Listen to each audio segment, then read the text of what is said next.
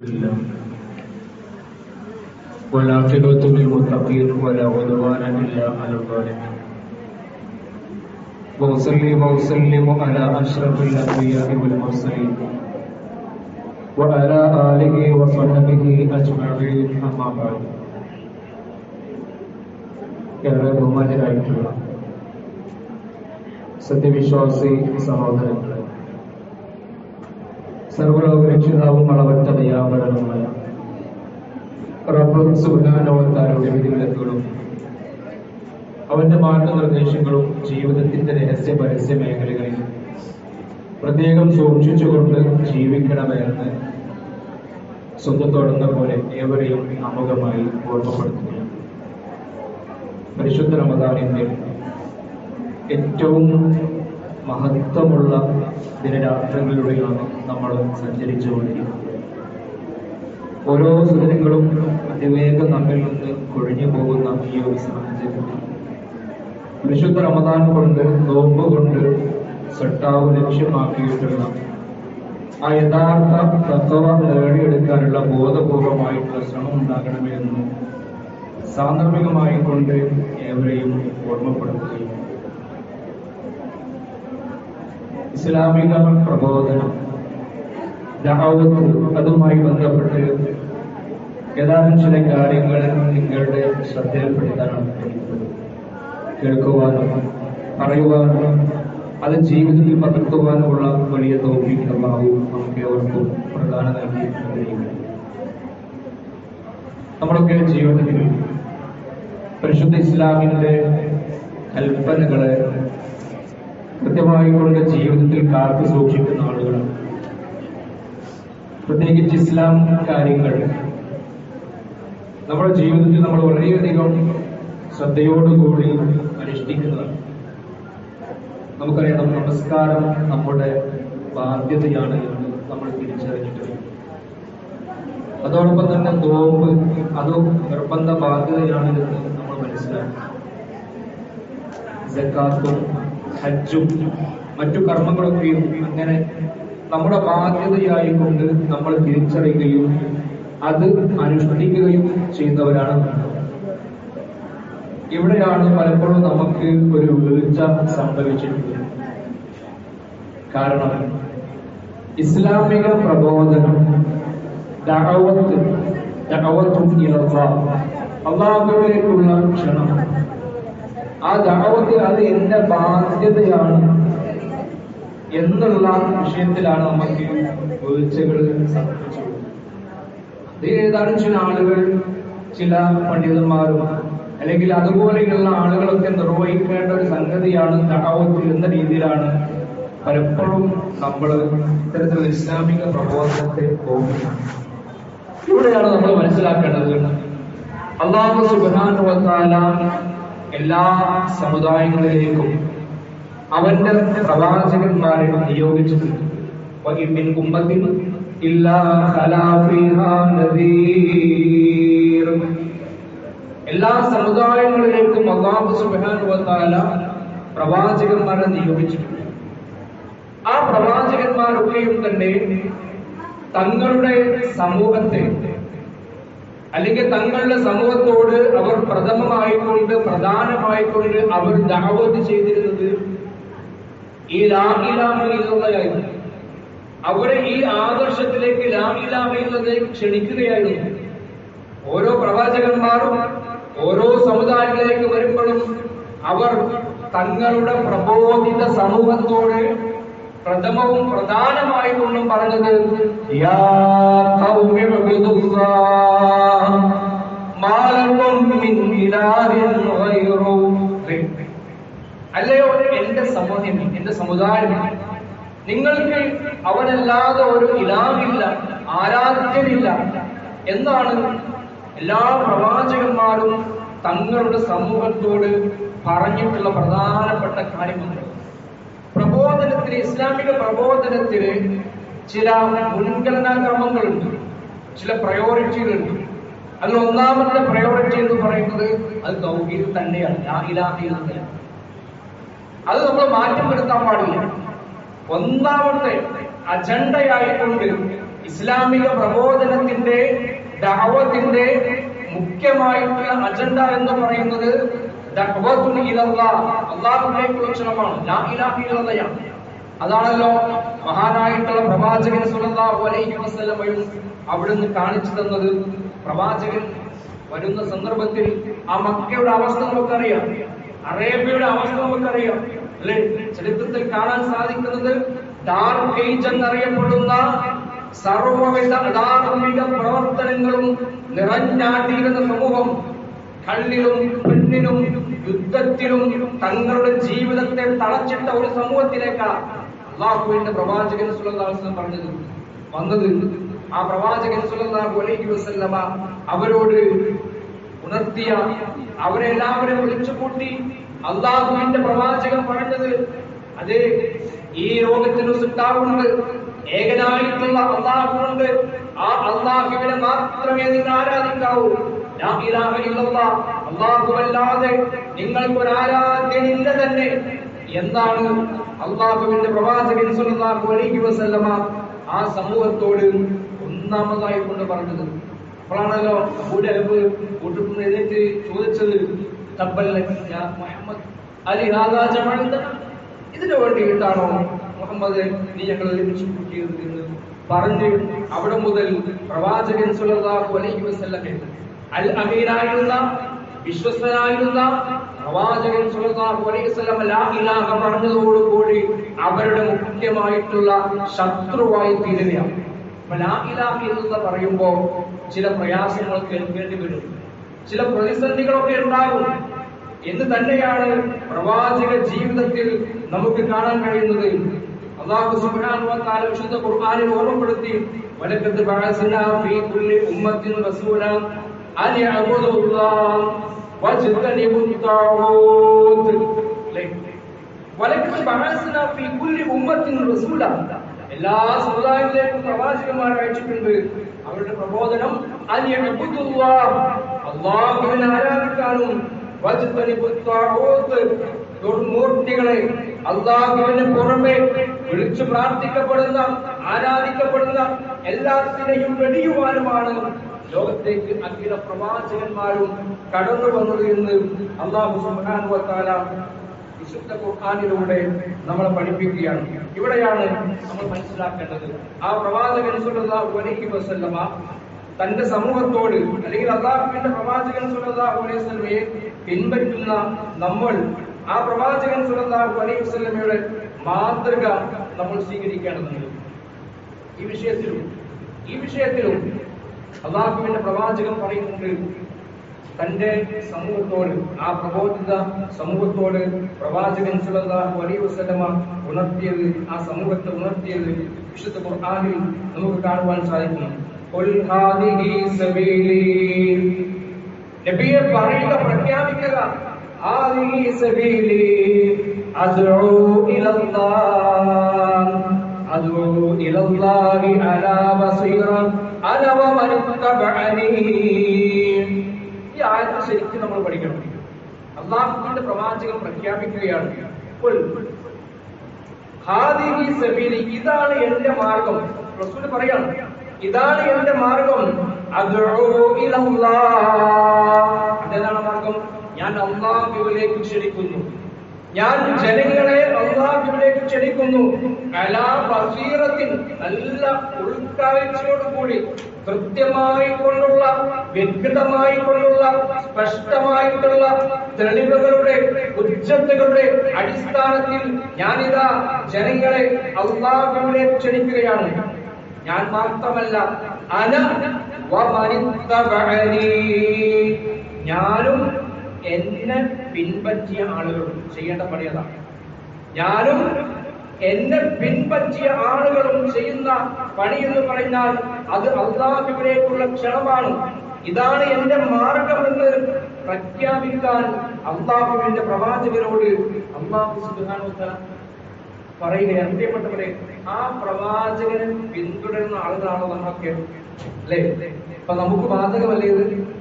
നമുക്ക് ഓരോരുത്തർക്കും ബാധകമല്ലത്, അല്ലെ? എന്നാ പറഞ്ഞത്, എന്നെ ആരാണോ പിന്തുടരുന്നത്, എന്നെ ആരാണോ ഫോളോ ചെയ്യുന്നത്, എന്നെ ആരാണോ ഇത്തിബാഅ് ചെയ്യുന്നത് അവരുടെ മാർഗം എന്താണ്? അദ്ഉ ഇലല്ലാഹ്, അല്ലാഹുവിലേക്ക് ക്ഷണിക്കലാണ്. നമ്മളൊന്ന് ആലോചിക്കുക, നമ്മൾ എന്താണ് നമ്മുടെ ജീവിതത്തിൽ ഇസ്ലാമിക ദഅവത്തുമായി ബന്ധപ്പെട്ട് നമ്മൾ നടത്തിയിട്ടുള്ള കാര്യങ്ങൾ, അല്ലെങ്കിൽ പ്രബോധനം അതൊരു ബാധ്യതയായിട്ട് ഞാൻ കണ്ടിട്ടുണ്ടോ? ഞാൻ നമസ്കരിക്കുന്നത് പോലെ അല്ലെങ്കിൽ സക്കാത്ത് കൊടുക്കുന്നത് പോലെ എന്റെ ബാധ്യതയായിട്ട് സംഗതിയായിട്ട് തോന്നിയിട്ടുണ്ട് എപ്പോഴെങ്കിലും? അങ്ങനെ തോന്നിയിട്ടില്ലെങ്കിൽ പ്രിയപ്പെട്ടവരെ, നമ്മൾ മനസ്സിലാക്കുക, നാളെ റബ്ബിന്റെ കോടതിയിൽ എന്ത് മറുപടി നമുക്ക് പറയാൻ സാധിക്കും? എന്ത് മറുപടി പറയാൻ സാധിക്കും? ആലോചിച്ചു. അള്ളാഹുവിന്റെ അടുക്കൽ, അള്ളാഹുവിന്റെ സവിധത്തിൽ നമ്മളൊക്കെ കൂട്ടപ്പെടുന്ന സമയമുണ്ടല്ലോ. ആ സമയത്ത് പ്രവാചകൻ പറയുന്നുണ്ട്, ലാ തസൂലു ഖദമ അബ്ദിൻ ഹത്താ യുസ്അല അൻ അർബഇൻ. 4 കാര്യങ്ങളെ പറ്റി ചോദിച്ച് അതിന് കൃത്യമായിക്കൊണ്ട് മറുപടി കൊടുക്കാതെ ഒരു മനുഷ്യന്റെയും കാൽപാദം വെച്ച സ്ഥലത്ത് നിന്ന് മുന്നോട്ട് ഒരു അടി നീക്കാൻ റബ്ബ് സമ്മതിക്കൂല, സാധിക്കുകയില്ല. ആ കൂട്ടത്തിലുള്ള ചോദ്യം എന്താ? വഅൻ ശബാബിക ഫീമ അഫ്നാ അബ്നാഹു വഅൻ ഉംരിക ഫീമ അഫ്നാഹു വഅൻ ജിസ്മിക ഫീമ അബ്നാഹു. നമ്മുടെ ആരോഗ്യത്തെ കുറിച്ചുള്ള ചോദ്യം, നമ്മുടെ ആയുസ്സിനെ കുറിച്ചുള്ള ചോദ്യം, അത് എന്തിനു വേണ്ടി ചെലവഴിച്ചു, അത് എന്തിന് വിനിയോഗിച്ചു? നല്ല ആരോഗ്യം ഉണ്ടായിരുന്നല്ലോ, എന്ത് ചെയ്തു? ആ സമയത്ത് നമുക്ക് പറയാനുള്ള മറുപടി നമ്മളിപ്പോ ആലോചിച്ചു. നിലവിലുള്ള കണ്ടീഷനിൽ നമുക്കുള്ള മറുപടി എന്താവും? ഞാന് എന്റെ ഒരു സ്വപ്നമായിരുന്നു വീട്, ആ വീടിന് വേണ്ടിയിട്ട് അധ്വാനിക്കുകയായിരുന്നു. അല്ലെങ്കിൽ എന്റെ ബിസിനസ്, ആ ബിസിനസിന്റെ തിരക്കിലായിരുന്നു ഞാൻ. എന്റെ ആരോഗ്യവും എന്റെ ചിന്തയും ഒക്കെ ഞാൻ ഇൻവെസ്റ്റ് ചെയ്തത് എന്റെ ബിസിനസ്സിലായിരുന്നു, എന്റെ കച്ചവടത്തിലായിരുന്നു, അല്ലെങ്കിൽ എന്റെ ഇടപാടുകളിലായിരുന്നു. ഇങ്ങനെ ഒരു മറുപടി പറയാൻ പറ്റുമോ? ഇസ്ലാമിക പ്രബോധനമല്ലാതെ. അവിടെ നമുക്ക് ആത്മധൈര്യത്തോടു കൂടി പറയാൻ സാധിക്കണം, റബ്ബേ, നിന്റെ ദീനിന് വേണ്ടിയിട്ട്, നിന്റെ മതത്തിന്റെ പ്രചാരണത്തിന് വേണ്ടിയിട്ട്, ലാ ഇലാഹ ഇല്ലല്ലാഹ് എന്ന കലിമത്ത് തൗഹീദിന് വേണ്ടിയിട്ട് ഞാൻ ജീവിച്ചിട്ടുണ്ട്. ഞാൻ അതിന്റെ പ്രബോധന പ്രവർത്തനങ്ങളിൽ കണ്ണിയായിട്ടുണ്ട്.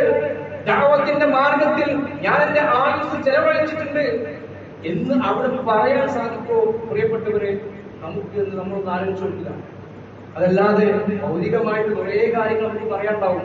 ആയുസ് ചെലവഴിച്ചതും ആരോഗ്യം ചെലവഴിച്ചതുമായിട്ട് ഒരുപാട് ഭൗതികമായിട്ടുള്ള കാര്യങ്ങൾ പറയാനുണ്ടാവും. പക്ഷെ അതൊന്നും അവിടെ വിലപ്പോവുകയില്ല. അല്ലാഹു സുബ്ഹാനഹു വ തആല ചെറിയ ഒരു സൂറത്തിലൂടെ നമ്മെ ഓർമ്മപ്പെടുത്തുകയാണ്, വൽ അസ്ർ ഇന്നൽ ഇൻസാന ലഫീ ഖുസ്ർ ഇല്ലല്ലദീന ആമനൂ വഅമിലുസ് സ്വാലിഹാത്ത് വതവാസൗ ബിൽ ഹഖ് വതവാസൗ ബിസ്സബ്ർ. നമുക്ക് സുപരിചിതമായിട്ടുള്ള ചെറിയൊരു വചനം. വൽ അസ്ർ, കാലം തന്നെയാണ് സത്യം. ഇന്നൽ ഇൻസാന ലഫീ ഖുസ്ർ, മനുഷ്യരുണ്ടല്ലോ വമ്പിച്ച നഷ്ടത്തിലാണ്. മനുഷ്യൻ വമ്പിച്ച നഷ്ടത്തിലാണ്. അതിൽ നിന്ന് ഒഴിവാഴാനറിയോ? ഇല്ലല്ലദീന ആമനൂ വഅമിലുസ് സ്വാലിഹാത്ത്, വിശ്വസിക്കുകയും അതിനനുസരിച്ചുള്ള സൽക്കർമ്മങ്ങൾ പ്രവർത്തിക്കുകയും ചെയ്തവരാരോ അവരൊഴികെ. ഈ 2 കാര്യം നമുക്കുള്ളതാണ്. ഇല്ലല്ലദീന ആമനൂ വഅമിലുസ് സ്വാലിഹാത്ത്, നമ്മൾ വിശ്വസിച്ചു, സൽക്കർമ്മങ്ങൾ ചെയ്യുന്നു. പിന്നെയോ ബാക്കി 2 കാര്യമോ? വതവാസൗ ബിൽ ഹഖ് വതവാസൗ ബിസ്സബ്ർ. ഈ 2 കാര്യം മറ്റുള്ളവർക്ക് കൊടുക്കണം. വതവാസൗ ബിൽ ഹഖ്, ഹഖ് കൊണ്ട്, ക്ഷമ കൊണ്ട് പരസ്പരം വസീയത്ത് ചെയ്യുക, പരസ്പരം ഉപദേശിക്കുക, പരസ്പരം ഗുണദോഷിക്കുക. അല്ലേ? ഇത് മറ്റുള്ളവർക്ക് കൊടുക്കണം. ഇമാം നബവി അതുമായി ബന്ധപ്പെട്ട് വിശദീകരിച്ച് പറയുന്നത് കാണാൻ 2 കാര്യങ്ങൾ നമുക്കുള്ളതാണ്. ഇല്ലതിന് ആമനവാണ് സ്വാലിഹാത്ത്, നമ്മൾ വിശ്വസിക്കുന്നു, സൽക്കർമ്മം ചെയ്യുന്നു. ബാക്കി 2 കാര്യം മറ്റുള്ളവർക്ക് കൊടുക്കണം. അവിടെ നമ്മൾ എത്രമാത്രം വിജയിച്ചിട്ടുണ്ട് എന്ന് നമ്മൾ ആലോചിക്കണം. അവിടെ നമ്മൾ പരാജയപ്പെട്ടാൽ ആ വമ്പിച്ച നഷ്ടക്കാരുടെ കൂട്ടത്തിലാണ് പ്രിയപ്പെട്ടവരെ നമ്മൾ ഉൾപ്പെടുക എന്ന് നമ്മൾ കാരണം നമ്മൾ കാരണം ആരെങ്കിലും ഈ ഹിദായത്തിന്റെ മാർഗത്തിലേക്ക് വന്നാൽ അതല്ലേ ഏറ്റവും ഉത്തമമായിട്ടുള്ള കാര്യമായിക്കൊണ്ട് റസൂലുള്ളാഹി സ്വല്ലല്ലാഹു അലൈഹി വസല്ലം പഠിപ്പിച്ചത്. അലി റളിയല്ലാഹു അൻഹു പറയുന്നുണ്ട്, അലി റളിയല്ലാഹു അൻഹു പ്രവാചകൻ പറയുകയാണ്, ലഅൻ യഹ്ദിയല്ലാഹു ബിക റജുലൻ ഖൈറുൻ മിനൻ നഅം മിൻ ഹുമറിൻ നഅം. നീ കാരണം ഒരു മനുഷ്യൻ ഹിദായത്തിലേക്ക് വന്നാൽ അതാണ് അലി നിനക്ക് ഈ ദുനിയാവിൽ ഒരു ചുവന്ന ഒട്ടകം കിട്ടുന്നതിനേക്കാൾ ഉത്തമമായിട്ടുള്ള കാര്യം. അറബികൾക്ക് ഏറ്റവും പ്രിയപ്പെട്ട സംഗതിയായിരുന്നു അന്ന് ചുവന്ന ഒട്ടകം എന്ന് പറയുന്നത്. അതവരുടെ ആഡംബരമായിരുന്നു ചുവന്ന ഒട്ടകം. അത് കിട്ടുക എന്ന് പറഞ്ഞാൽ വല്ലാത്ത സൗഭാഗ്യമായിരുന്നു അവർക്ക്. ഇന്നത്തെ കാലത്ത് പറയുകയാണെങ്കിലും അത്യാധുനിക സൗകര്യങ്ങളുള്ള ഒരു ആഡംബര വാഹനം കിട്ടുന്നതിനേക്കാൾ ഹൈറ് നമ്മൾ കാരണം ഒരാള് ഈ ആദർശത്തിലേക്ക് അള്ളാഹുവിന്റെ ഈ ഹിദായത്തിലേക്ക് കടന്നു വന്നാൽ അതാണ് പ്രിയപ്പെട്ടവരെ ഉത്തമമായിട്ടുണ്ട്. അതിന് നമുക്ക് സാധിച്ചിട്ടുണ്ടോ എന്ന് നമ്മളൊന്ന് ആലോചിച്ചു നോക്കുക. പ്രിയപ്പെട്ടവരെ, നമ്മൾ മനസ്സിലാക്കേണ്ടതുണ്ട്, അള്ളാഹുവിന്റെ പ്രവാചകൻ സ്വല്ലല്ലാഹു അലൈഹി വസല്ലം ദഅവത്ത് ചെയ്ത രീതി നമ്മൾ അറിയേണ്ടതുണ്ട്. നമ്മുടെയൊക്കെ ചിന്തയിലും മനസ്സിലും ഒക്കെയുള്ള ഒരു ദഅവത്ത് എന്ന് പറയുമ്പോൾ ഒരു പ്രഭാഷണം, അല്ലെ, വലിയ വലിയ പ്രഭാഷണങ്ങൾ സംഘടിപ്പിക്കുക, വലിയ പ്രഭാഷണങ്ങൾ, വലിയ സമ്മേളനങ്ങൾ വേണ്ടെന്നല്ല, ആവശ്യമാണ്. പക്ഷെ അതിൽ മാത്രം ഒതുങ്ങിപ്പോകുന്നു എന്നുള്ളതാണ് ഇസ്ലാമിക ദഅവത്ത് കൃത്യമായി കൊണ്ട് ഫീൽഡിൽ ഫലം ചെയ്യാത്തതിന്റെ കാര്യം എന്ന് പറയുന്നത്. പ്രവാചകൻ സ്വല്ലല്ലാഹു അലൈഹി വസല്ലം ഒക്കെ ജീവിച്ചത് കാണിച്ചു കൊടുക്കല്ലേ, ലൈവായിട്ട് ജീവിതം അങ്ങോട്ട് സമർപ്പിക്കുകയാണ്, മറ്റുള്ളവർക്ക് ഇങ്ങനെ കാണാൻ പറ്റുന്ന രീതിയിൽ ജീവിച്ച് കാണിച്ചു കൊടുക്കുക. അതുകൊണ്ടാണ് മാറിയത്, അല്ലെ? എത്രമാത്രം മാറ്റങ്ങളാണ് പ്രവാചകൻ, എത്രമാത്രം ഉദാഹരണങ്ങൾ പ്രവാചകന്റെ ജീവിതത്തിൽ നമുക്ക് വായിച്ചെടുക്കാൻ സാധിക്കും, അല്ലെ? ഒരുപാട് അറിഞ്ഞതാ, ഒരുപാട് പഠിച്ചതാ. പ്രവാചകൻ നടന്നു പോകുമ്പോ ഒരു വൃദ്ധയായ സ്ത്രീ ചുമട്ടുമായിക്കൊണ്ട് വലിയ പ്രയാസപ്പെടുന്ന ആ ചുമടുമായിക്കൊണ്ട് പ്രയാസപ്പെടുമ്പോ അള്ളാഹുവിന്റെ തിരുത്തൂതർ സ്വല്ലല്ലാഹു അലൈഹി വസല്ലം അവിടേക്ക് ചെല്ലുകയാണ്, ആ വൃദ്ധയെ സഹായിക്കുകയാണ്. ആ വൃദ്ധയുടെ ആ വലിയ ചുമട് പ്രവാചകൻ തന്റെ ചുമലിലേക്ക് ഏറ്റെടുക്കുകയാണ്. എന്നിട്ട് ആ സ്ത്രീയുടെ കൂടെ വീട് വരെ ആ പ്രവാചകൻ ആ ചുമടുമായി കൊണ്ട് ആ സ്ത്രീയുടെ ആ വൃദ്ധയുടെ കൂടെ പോകും. ചുമട് ഇറക്കിയതിനു ശേഷം ആ വൃദ്ധ പ്രവാചകനോട് പറയുന്നുണ്ട്, പ്രവാചകനെ തിരിച്ചറിയാത്ത വൃദ്ധ പ്രവാചകനോട് പറഞ്ഞു, എനിക്ക് കൂലിയായിട്ട് എനിക്ക് തരാൻ ഒന്നുമില്ല, എന്റെ കയ്യിൽ ഒന്നുമില്ല, കൂലിയായിട്ട് തരാം, പക്ഷെ ഞാനൊരു ഉപദേശം തരാം. മക്കയിൽ മുഹമ്മദ് എന്ന് പറയുന്ന ഒരാളാണ്, അവന്റെ കെണിയിൽ, അവന്റെ വലയിൽ നീ പെട്ടുപോകരുത് മോനെ എന്ന് ഈ വൃദ്ധ, പ്രവാചകനെ തിരിച്ചറിയാത്ത വൃദ്ധ ആ പ്രവാചകനോട് പറയും. റസൂലുള്ളാഹി സ്വല്ലല്ലാഹു അലൈഹി വസല്ലം പുഞ്ചിരിച്ചുകൊണ്ട് പറഞ്ഞു, നിങ്ങൾ പറഞ്ഞ മുഹമ്മദ് അത് ഞാനാണ്. ആ സ്ത്രീ വല്ലാണ്ട് അത്ഭുതപ്പെട്ടു പോയി. ഇതാണോ മുഹമ്മദ്? ഇതാണോ പരിശുദ്ധ ദീനുൽ ഇസ്ലാം? ആ സ്ത്രീ പരിശുദ്ധ ഇസ്ലാമിലേക്ക് കടന്നു വരും. എമ്പാടും ഉദാഹരണങ്ങൾ പ്രവാചകന്റെ ജീവിതത്തിൽ നമുക്ക് വായിച്ചെടുക്കാൻ സാധിക്കും. പ്രവാചകൻ സ്വല്ലല്ലാഹു അലൈഹി വസല്ലം ഇസ്ലാമിലേക്ക് ക്ഷണിച്ചുകൊണ്ട് രാജാക്കന്മാർക്കും ഭരണാധികാരികൾക്കും ഒക്കെ കത്തെഴുതാറുണ്ട്. ദൂതരെ പറഞ്ഞ കത്തുമായിക്കൊണ്ട്, എഴുത്തുമായിക്കൊണ്ട് പ്രവാചകന്റെ രീതിയാണ് ഇസ്ലാമിലേക്ക് ആളുകളെ ക്ഷണിച്ചുകൊണ്ട്. അങ്ങനെ യമാമയിലെ ഭരണാധികാരി സുമാമക്കും പ്രവാചകൻ സ്വല്ലല്ലാഹു അലൈഹി വസല്ലം കത്തെഴുതി, ദൂതരെ പറഞ്ഞയച്ചു കത്തുമായിക്കൊണ്ട്. അവിടെ എത്തി, യമാമയിലെത്തി ഭരണാധികാരി സുമാമക്ക് ആ പ്രവാചകന്റെ കത്ത് കൊടുത്തു. സുമാമ എന്ത് ചെയ്തു? ആ ദൂതനെ വധിച്ചു കളഞ്ഞു. പ്രവാചകൻ സ്വല്ലല്ലാഹു അലൈഹി വസല്ലം കത്ത് അത് കീറിക്കളഞ്ഞു. അത്രമാത്രം വൈരാഗ്യവും ദേഷ്യവുമായിരുന്നു പ്രവാചകനോടും ഇസ്ലാമിനോടും സുമാമക്ക്. പിന്നീട് ചരിത്രം കടന്നുപോയി, കാലം കടന്നുപോയി. ഒരിക്കൽ ഉംറ നിർവഹിക്കാൻ സുമാമ കടന്നു വരുന്നുണ്ട്. ഉംറ നിർവഹിക്കാൻ സുമാമ കടന്നു വരികയാണ്. മദീനയിലൂടെയാണ് പോകുന്നത്. മദീനയ്ക്ക് പുറത്തു വെച്ച് ശത്രുവാളുകൾ തിരിച്ചറിഞ്ഞ കാവൽ സേന സുമാമയെ പിടിച്ചു. സുമാമയെ പിടിച്ച് മദീനത്തെ പള്ളിയിൽ കൊണ്ടുവന്ന് അവിടുത്തെ തൂണിൽ ബന്ധിക്കുകയാണ്. അവർക്കറിയില്ല ഇത് യമാമയിലെ ഭരണാധികാരി സുമാമത്ത് ഒരു ഉസാലാണെന്ന് ആ സഹാബത്തിന് അറിയില്ല, ആ കാവൽ സേനക്ക് അറിയില്ല. പ്രവാചകൻ സല്ലല്ലാഹു അലൈഹി വസല്ലം പിന്നീട് പള്ളിയിലേക്ക് കടന്നു വരുന്നു. കണ്ട ഉടനെ, സുമാമയെ കണ്ട ഉടനെ പ്രവാചകൻ സല്ലല്ലാഹു അലൈഹി വസല്ലം തിരിച്ചറിയുന്നു, യമാമയിലെ ഭരണാധികാരി സുമാമയാണ്. തന്റെ അനുയായികളോട്, തന്റെ സഹാബത്തിനോട്, കാവൽ സേനയോട് ലോകത്തിന്റെ തിരുദൂതർ സല്ലല്ലാഹു അലൈഹി വസല്ലം പറഞ്ഞു, ഇതാ സുമാമയെ നിങ്ങൾ നല്ല പോലെ നോക്കണേ, സുമാമയ്ക്ക് വേണ്ട ഒത്താശകൾ ചെയ്തു കൊടുക്കണം, അദ്ദേഹത്തോട് നല്ല രീതിയിൽ പെരുമാറണം. ഇതാരാണെന്ന് അറിയുമോ? യമാമയിലെ ഭരണാധികാരിയാണ്. യമാമയിലെ ഭരണാധികാരിയാണ്. പ്രവാചകൻ സല്ലല്ലാഹു അലൈഹി വസല്ലം ഒട്ടകത്തിന്റെ പാല് കറന്നു കൊടുക്കാൻ, എത്തിച്ചു കൊടുക്കാൻ ആളെ ഏർപ്പാട് ചെയ്യുന്നു. ഏറ്റവും നല്ല രീതിയിൽ ആ ഇസ്ലാമിന്റെ ശത്രുവിനെ പ്രവാചകൻ സല്ലല്ലാഹു അലൈഹി വസല്ലം ട്രീറ്റ് ചെയ്യുന്നു. അങ്ങനെ 3 ദിവസം കടന്നുപോയി. പ്രവാചകൻ സല്ലല്ലാഹു അലൈഹി വസല്ലം മദീനയിലേക്ക്, പള്ളിയിലേക്ക് കൊണ്ടുവന്നു. സുമാമയോട് ചോദിച്ചു, സുമാമ എന്തുണ്ട് വിശേഷം? പ്രവാചകനോട് സുമാമ പറഞ്ഞു, നല്ലത് തന്നെ. താങ്കൾ വധശിക്ഷ വിധിക്കുകയാണെങ്കിൽ അത് നീതിപൂർവമായിട്ടുള്ളൊരു കാര്യമാണ്. താങ്കൾ എനിക്ക് വധശിക്ഷ വിധിക്കുകയാണെങ്കിൽ അത് നീതിപൂർവമായിട്ടുള്ള കാര്യമാണ്. അതല്ല, താങ്കൾ എനിക്ക് മാപ്പ് നൽകുകയാണെങ്കിൽ ഞാൻ താങ്കളോട് അതീവ നന്ദിയുള്ളവനായിരിക്കും.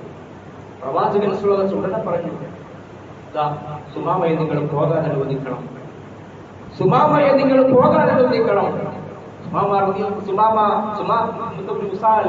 അവിടെ നിന്നെയാണ് ഇറങ്ങി മദീനയിലെ തെരുവിലൂടെ നടക്കുന്നത്.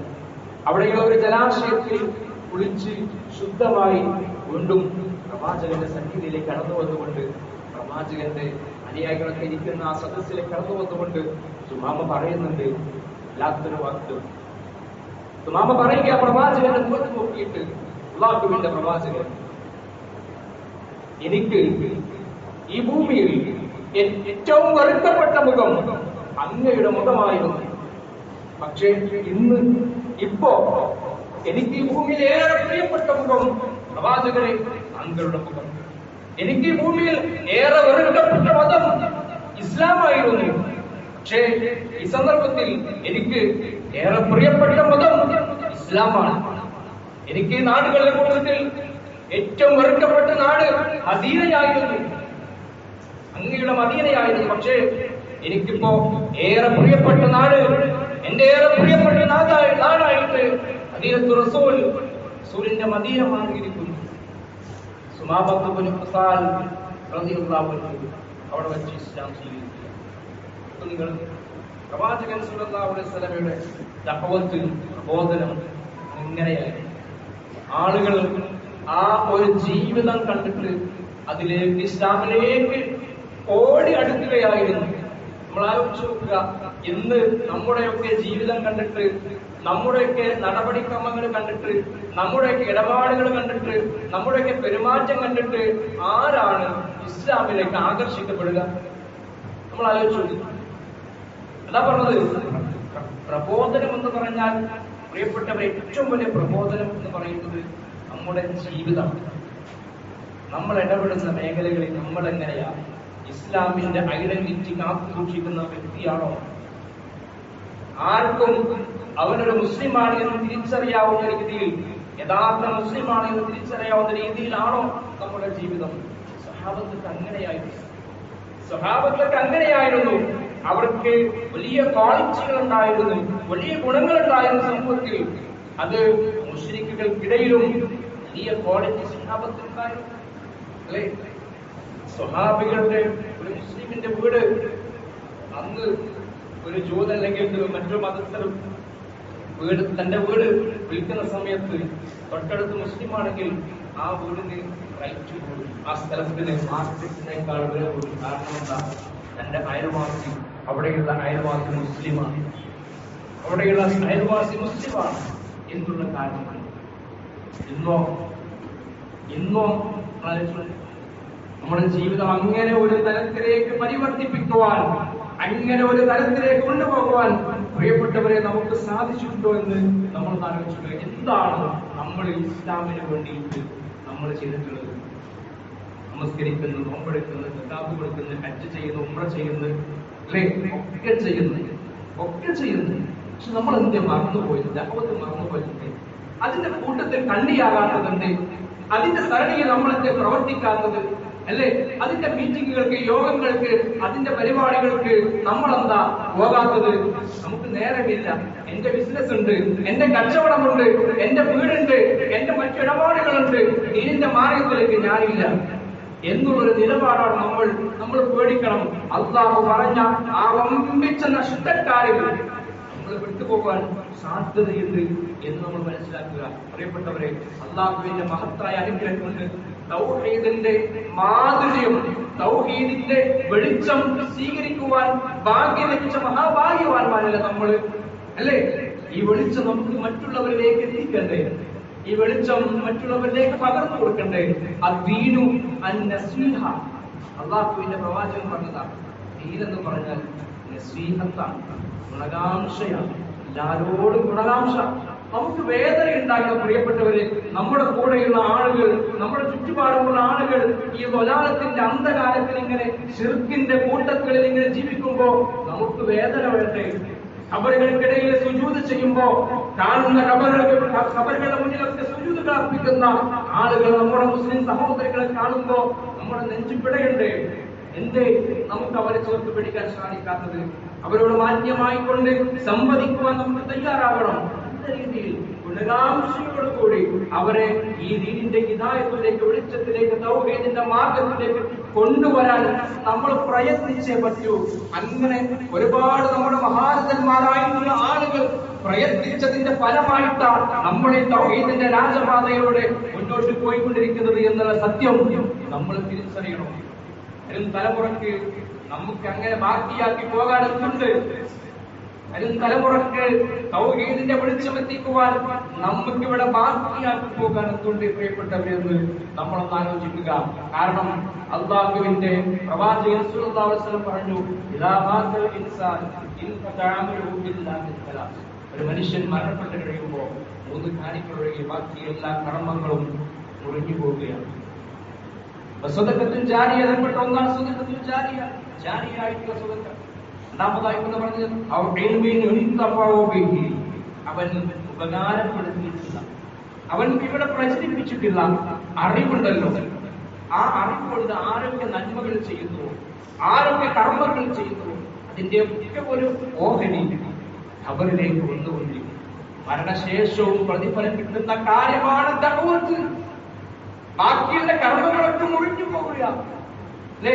മരണശേഷം നമ്മൾ കാരണം ഒരാൾ ഹിദായത്തിലായിട്ടുണ്ട്, നമ്മൾ ഒരാൾക്ക് ഒരു ഹദീസ് പറഞ്ഞു കൊടുത്തിട്ടുണ്ട്, ഒരു പ്രാർത്ഥന പഠിപ്പിച്ചു കൊടുത്തിട്ടുണ്ട്, ഒരു നല്ല കാര്യം പറഞ്ഞു കൊടുത്തിട്ടുണ്ട്. അത് അദ്ദേഹം ചെയ്യുന്നതോടൊപ്പം അത് അദ്ദേഹം ആർക്കൊക്കെ പറഞ്ഞു കൊടുക്കുന്നുവോ അതിന്റെ ഒക്കെ വിഹിതം ഗുണങ്ങളിലേക്ക് മരണശേഷം വരുന്ന ഒന്നിച്ച പ്രതിഫലം കിട്ടുന്ന കാര്യമാണ് ദഅവത്ത് എന്ന് പറയുന്നത്. ആ ദഅവത്ത് നമുക്ക് വേണ്ട എന്നാണ്, ആ ദഅവത്തിൽ ഞാനില്ല എന്നാണ്, ആ ദഅവത്തിൽ എന്നെ കിട്ടൂല എന്നാണോ നമ്മൾ പറയുന്നത്, അല്ലേ? അതുകൊണ്ട് പ്രിയപ്പെട്ടവരെ, ഇവിടെ നിന്ന് മരണപ്പെട്ടു പോകുമ്പോ, ഈ ലോകത്ത് നിന്ന് മരണപ്പെട്ടു പോകുമ്പോ നമ്മുടെ നന്മകൾ ഇവിടെ ബാക്കിയാകണം. നാം പ്രചരിപ്പിച്ചിട്ടുള്ള നന്മകൾ ഏറ്റെടുക്കുന്ന ആളുകൾ ഇവിടെ ഉണ്ടാകണം. അങ്ങനെയുള്ള ഒരു കൂട്ടത്തെ വിട്ടേച്ചു കൊണ്ടുപോകാൻ സാധിക്കണം. അങ്ങനെ വിട്ടേച്ചു പോയവരാ നമ്മുടെ മഹാരഥന്മാരായിട്ടുള്ള നേതാക്കന്മാർ, അല്ലെ? ഇസ്ലാഹി പ്രസ്ഥാനത്തിന്റെ മഹാരഥന്മാരായിട്ടുള്ള നേതാക്കന്മാർ എന്തുമാത്രം കഷ്ടപ്പെട്ടുകൊണ്ടാണ് ഓരോ സ്ഥലങ്ങളിലും ദഅവത്തുമായി കൊണ്ട് കടന്നു ചെന്നത്. ഒരുപാട് പ്രയാസങ്ങൾ, ഒരുപാട് കൂക്കുപിടികൾ, കല്ലേറുകൾ ഏറ്റുവാങ്ങി, അല്ലെ? ആളും ആരും സ്വീകരിക്കാനില്ലാതെ ഒറ്റയാൻ പട്ടാളമായി കൊണ്ട് പോരാടിയിട്ടുള്ള മഹാരഥന്മാരായിട്ടുള്ള ഇസ്ലാഹി പ്രസ്ഥാനത്തിന്റെ അമരക്കാർ, നേതാക്കന്മാർ വെട്ടിത്തെളിച്ച പാതയിലൂടെ സുന്ദരമായിട്ട് നമ്മളിങ്ങനെ നടന്നിരിക്കുമ്പോ ഇനിയില്ല ഞാൻ ദഅവത്തിന് പ്രബോധന പ്രവർത്തനങ്ങൾക്ക് ഞാനില്ല, എനിക്കെന്റെ ബിസിനസ് ഉണ്ട്, എനിക്കെന്റെ വീടുണ്ട്, എനിക്കെന്റെ കുടുംബമുണ്ട്, എനിക്കെന്റെ ഏർപ്പാടുകളുണ്ട് എന്ന് പറഞ്ഞു പോകാൻ നന്ദിയുള്ള ആളുകൾക്ക് എങ്ങനെ സാധിക്കും പ്രിയപ്പെട്ടവരെ? നമുക്കിന്ന് അത്ര പ്രയാസങ്ങളും പ്രശ്നങ്ങളൊന്നുമില്ല. നമുക്കിന്ന് ആളുണ്ട്, ആരംഭങ്ങളുണ്ട്, അർത്ഥമുണ്ട്, അല്ലേ? അന്ന് ആളും ആരംഭങ്ങളും അർത്ഥവുമില്ലാത്ത സമയത്തായിരുന്നു അവര് കഷ്ടപ്പെട്ട് പ്രബോധനം ചെയ്തെങ്കിൽ ഇന്ന് പ്രബോധനത്തിന്റെ മാർഗം വളരെ എളുപ്പമല്ലേ? ഇന്നത്തെ കാലഘട്ടത്തിൽ ദഅവത്തിന്റെ മാർഗം വളരെ എളുപ്പമല്ലേ? ഇന്നത്തെ കാലഘട്ടത്തിൽ എന്ത് എളുപ്പമാണ്, വളരെ എളുപ്പമാണ്. പക്ഷേ അതിന് പോലും നമ്മൾ കിട്ടുന്നില്ല പ്രിയപ്പെട്ടവരെ. ആധുനിക കാലഘട്ടത്തിൽ നാം ജീവിച്ചുകൊണ്ടിരിക്കുമ്പോൾ ഓൺലൈൻ രംഗത്ത് നമ്മുടെ സമൂഹം ഇടപെട്ടുകൊണ്ടിരിക്കുമ്പോൾ യുവാക്കളൊക്കെ ഇന്ന് ഓൺലൈൻ മീഡിയകളിലാണ് അല്ലെ. നമ്മൾ വലിയ പരിപാടികളൊക്കെ സംഘടിപ്പിക്കുമ്പോൾ കുട്ടികളെയും ആളുകളൊന്നും കിട്ടുന്നില്ല, അവർക്ക് ഓൺലൈനാണ്. അപ്പൊ നമ്മൾ ദഅവത്ത് ഓൺലൈൻ നമ്മൾ ദഅവത്ത് സജീവമായി കൊണ്ട് നടത്തേണ്ട സമയമാണ്.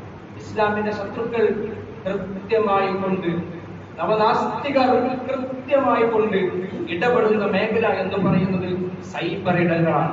നമ്മുടെ മക്കളെ ലക്ഷ്യം വെച്ചുകൊണ്ട്, നമ്മുടെ മക്കളെ യുവാക്കളെ ലക്ഷ്യം വെച്ചുകൊണ്ട് ഇസ്ലാമിന്റെ എല്ലാ മൂല്യങ്ങളെയും തകർത്തെറിയുവാനും ഇസ്ലാമിനോട് വെറുപ്പുണ്ടാക്കി തീർക്കുവാനും ഇസ്ലാമോഫോബിയ പരമാവധി നമ്മുടെ മക്കളുടെ മനസ്സിലേക്ക് ഇൻജക്ട് ചെയ്യുവാനും ലിബറൽ ചിന്തകൾ നമ്മുടെ മക്കളിലേക്ക് കുത്തിവെക്കുവാനും അങ്ങനെയുള്ള ആളുകൾ ശ്രമിച്ചുകൊണ്ടിരിക്കുമ്പോൾ അവിടെ യഥാർത്ഥ ഇസ്ലാമിന്റെ പ്രതിരോധം തീർക്കാൻ, അവിടെ യഥാർത്ഥ ഇസ്ലാമിനെ പരിചയപ്പെടുത്തുവാൻ നമ്മൾ ഉണ്ടാകണം. സൈബർ ഇടങ്ങളിൽ അവിടെ നമുക്ക് കൃത്യമായി ഇടപെടാൻ സാധിക്കണം ഇന്നത്തെ കാലഘട്ടത്തിൽ. കാരണം കുട്ടികളൊക്കെ അവിടെയാണ്, യുവാക്കൾ അവിടെയാണ്. അവരെ നന്മയുടെ മാർഗത്തിലേക്ക്, ദീനിന്റെ മാർഗത്തിലേക്ക്, തൗഹീദിന്റെ വെളിച്ചത്തിലേക്ക് കൊണ്ടുവരാൻ പ്രിയപ്പെട്ടവരെ നമുക്ക് സാധിക്കേണ്ടതുണ്ട്. നമുക്കും കഴിയുമത്. ഇന്നത്തെ കാലഘട്ടത്തിൽ എല്ലാവരും എഴുത്തുകാരാണ്. സോഷ്യൽ മീഡിയയിലെ കാലഘട്ടത്തിൽ എല്ലാവരും എഴുതുന്നവരാണ്, എല്ലാവരും റിപ്പോർട്ടർമാരായിട്ടുള്ള കാലഘട്ടത്തിലാണ്.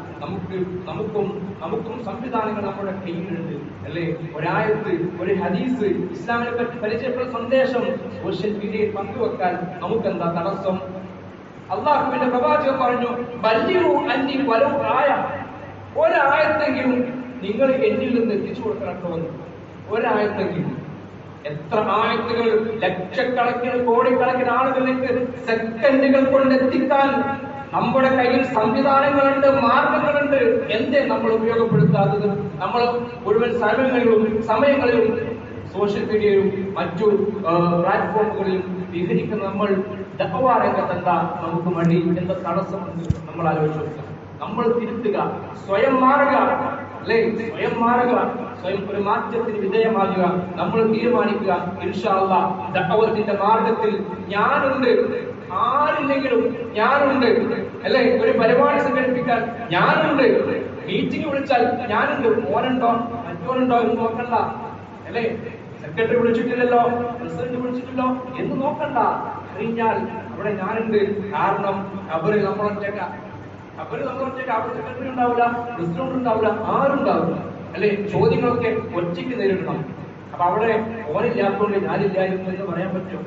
അതാ പറഞ്ഞത്, ആരില്ലെങ്കിലും ഞാനുണ്ട് എന്നൊരു മനോഭാവത്തിലേക്ക് ഇസ്ലാമിക ദഅ്വാ മേഖലയിലേക്ക് മുന്നിട്ടിറങ്ങാൻ പ്രിയപ്പെട്ടവരെ നമുക്ക് സാധിക്കേണ്ടതുണ്ട്.